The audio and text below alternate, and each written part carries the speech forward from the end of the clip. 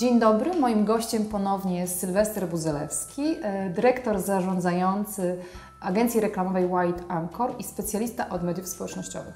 Dzień dobry, dziękuję za zaproszenie. Proszę bardzo. Ale dzisiaj będziemy mówili o tym, jakie fundamentalne błędy my, przedsiębiorcy, popełniamy na Facebooku.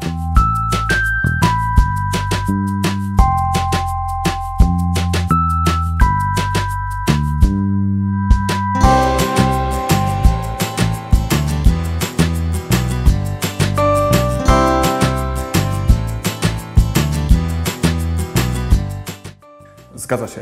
Stworzyłem w ogóle taką, powiedzmy, kategorię fundamentalnych błędów, 4 fundamentalnych błędów, które są popełniane przez przedsiębiorców na Facebooku, czy też ogólnie w mediach społecznościowych.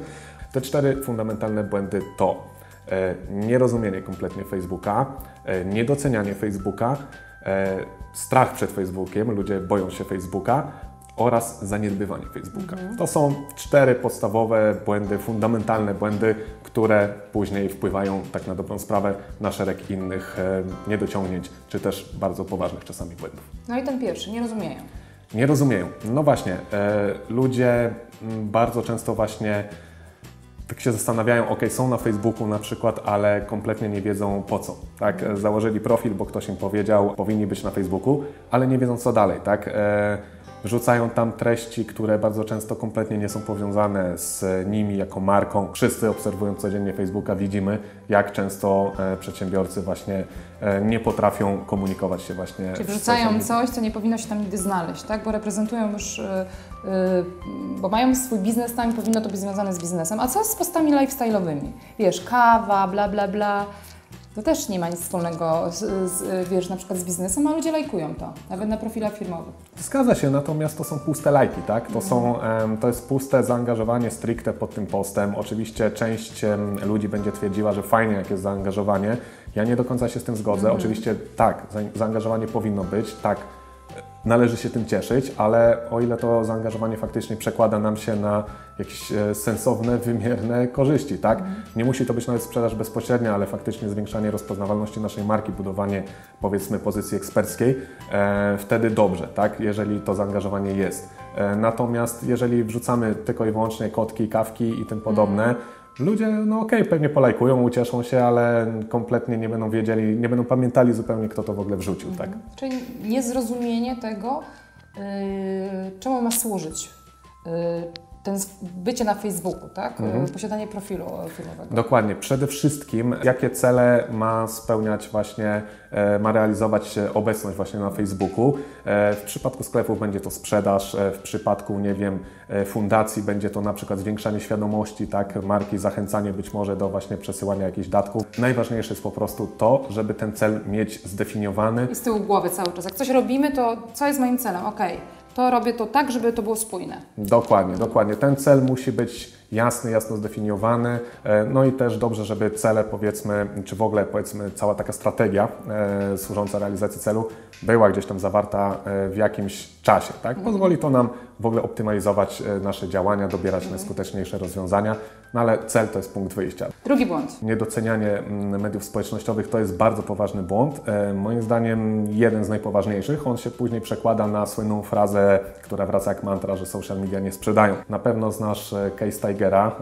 Odbił się szerokim echem nie tylko w branży marketingowej, ogólnie w całym kraju.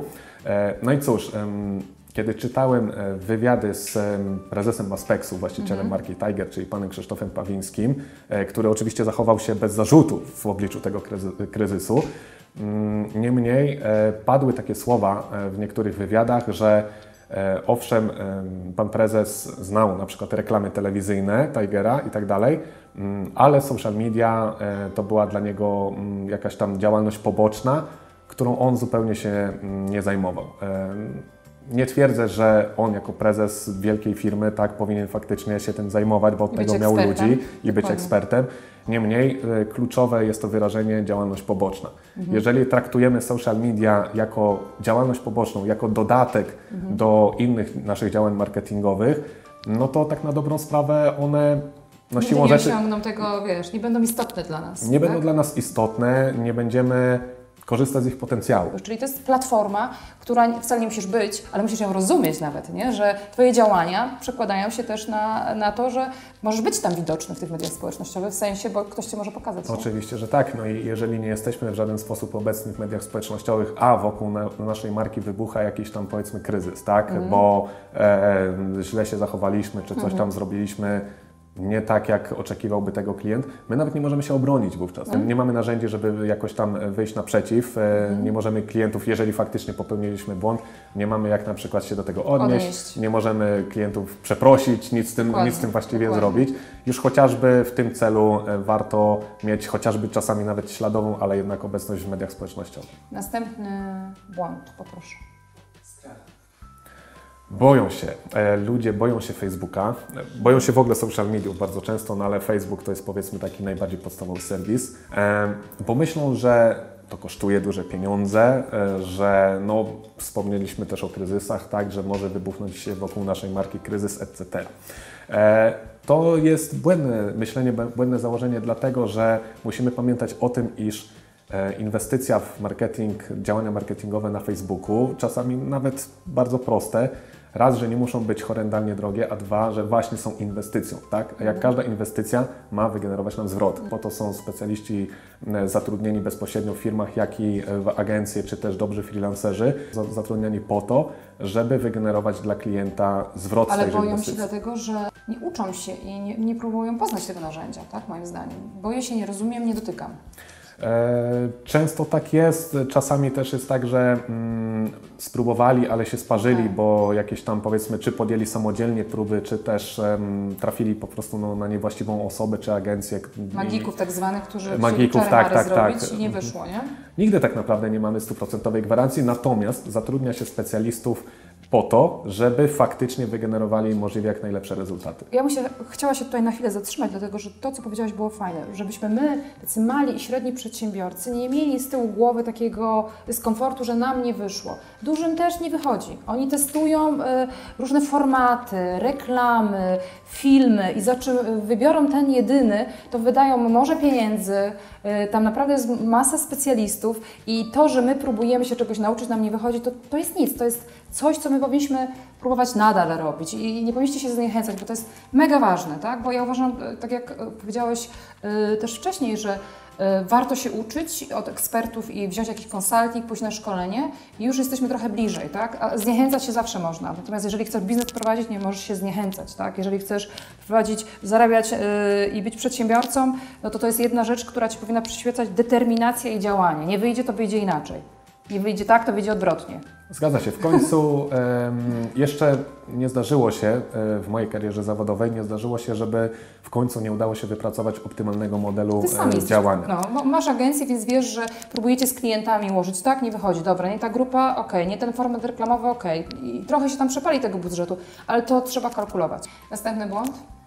Zaniedbywanie mediów społecznościowych, swoich profili. No właśnie, to jest również bardzo poważny błąd. Czasami jest tak, że ludzie nie boją się mediów społecznościowych, doceniają je, są świadomi ich potencjału, a mimo to je zaniedbują. Warto na pewno pamiętać o tym, żeby nie wiem, działać, powiedzmy, regularnie, systematycznie w social media. To nie muszą być krocie wydane tak naprawdę na ten marketing.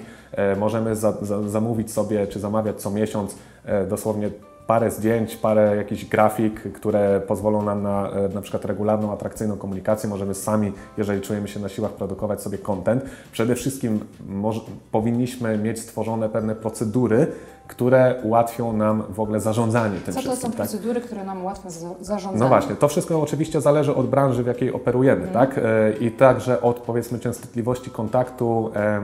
Na przykład weź mnie, marka własna, Time for Business TV. Time for Business TV, okej. No i w takim razie Ty jako marka Time for Business TV powinnaś ocenić, ile masz zapytań od swoich Fanów? Widzów. Widzów, no. Od widzów.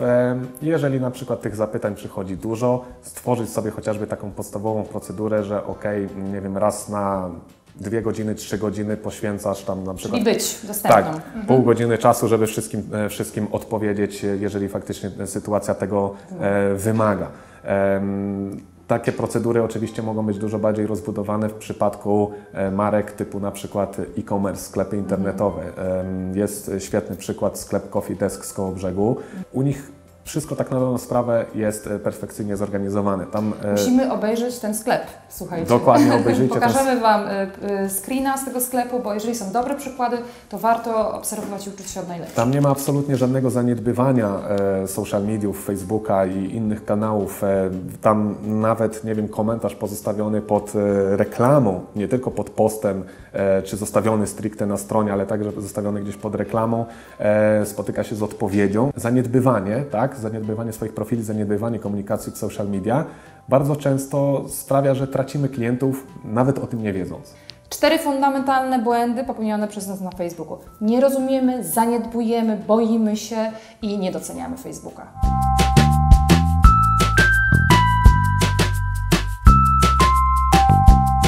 Kochani, ale to nie koniec. Czas na Wasze pytania, które zadaliście mi na Facebooku, ale chcieliście, żeby tutaj Sylwester się odniósł jako specjalista od mediów społecznościowych i będę czytała. Uwaga!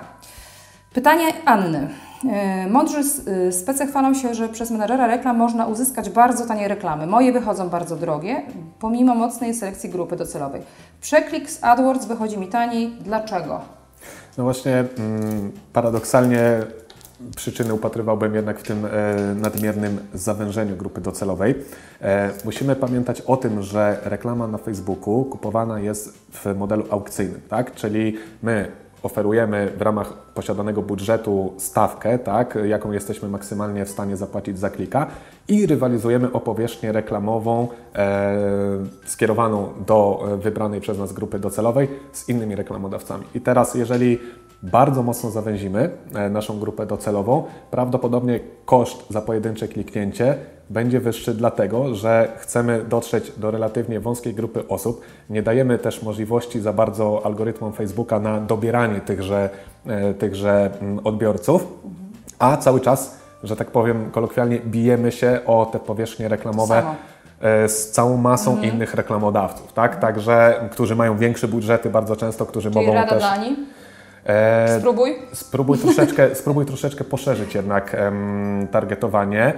Facebook niedawno wprowadził taką możliwość, można zaznaczyć taki checkbox, poszerz zainteresowania, jeżeli może to pozytywnie wpłynąć na koszt za kliknięcie. Testowałem to i faktycznie sprawdza się. Nie musimy się też bać tego, że dobierze nam powiedzmy jakichś zupełnie przypadkowych ludzi. Nie, najczęściej jest faktycznie dużo przyjaźniejsze CPC i rzeczywiście ten ruch dalej pozostaje wartościowy. Niemniej jak najbardziej należy oczywiście pilnować statystyk, żeby w razie czego nie popełnić jakichś powiedzmy błędów czy nie stracić budżetu, ale to jak w przypadku każdej kampanii. Czyli testować. Pytanie od Zosi. Czy i kiedy warto zainwestować w płatne reklamy, promowanie postów, strony na Facebooku? Czy warto wrzucać posty codziennie, czy ograniczać się do 1-2 w tygodniu? Dziękuję. Jeśli chodzi o częstotliwość publikowania postów na Facebooku, przede wszystkim jakość ponad ilość. Jeśli chodzi o powiedzmy dużą, bardzo intensywną częstotliwość publikacji, ma to jeszcze sens w przypadku serwisów informacyjnych, ale w przypadku pozostałych branż, tak na dobrą sprawę, lepiej pilnujmy tego, aby publikowane przez nas posty były atrakcyjne, bardzo przemyślane i faktycznie realizowały jakieś założone przez nas cele. Nie musi to być, nie wiem, 5 czy 10 postów tygodniowo, nie ma takich uniwersalnych, powiedzmy, benchmarków, czyli takich, powiedzmy, ścisłych jakichś wytycznych. Testujmy, natomiast uważam, że lepiej opublikować 2-3 posty tygodniowo, ale naprawdę dobrej jakości, niż puścić 7-8, ale takich, no powiedzmy, że nie wiem, bezsensownych, tak, czy mało atrakcyjnych. Okej, dobra, teraz mamy Małgosię. Hej, mam pytanie. Zakładam stronę swojego biznesu na fejsie i już na wejściu muszę wybrać w moim przypadku między stroną dla firm, a stroną dla produktu marki. Na co wpłynie mój wybór? Nie należy się tym za mocno przejmować, bowiem nie wpłynie to ani na zasięg, ani nic z tych rzeczy. To jest po prostu wybór kategorii, który sygnalizuje po pierwsze Facebookowi, po drugie odbiorcom, czym jest Twoja marka. Tak czy siak kategorię można w razie czego potem zmienić, doprecyzować, także tutaj po prostu poszukaj czegoś, co najbardziej pasuje akurat do charakteru Twojego brandu.